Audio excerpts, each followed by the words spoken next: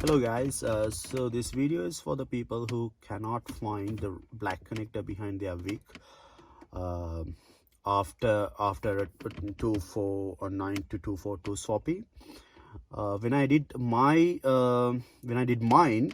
I could not find the black connector at all. I pretty much removed all the panels in the dash and inspected the entire wire loom, but I could not find the black connector.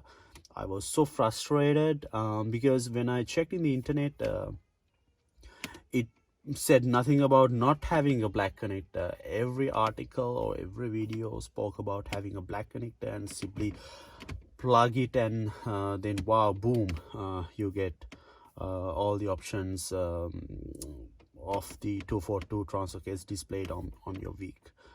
So I didn't give up. I pretty much examined the wiring diagram from the repair manual, and I compared it to mine, and I found out that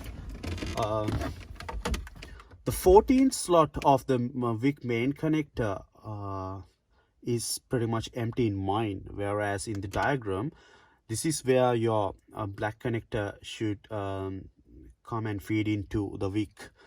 So then I realized that certain ZG models did not come with the black connector at all from the factory itself.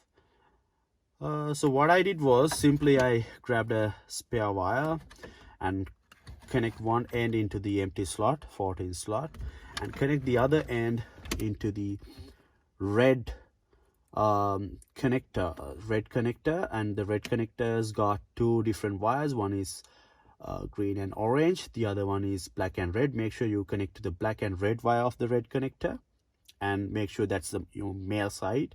Male side is coming from the sensor, and the female side is going to the wick. And then once you turn on the turn ignition, it should read all the options. So this is for low, part-time, this is neutral, this is full-time, this is four-wheel drive part-time, and this is two-wheel drive. Thank you.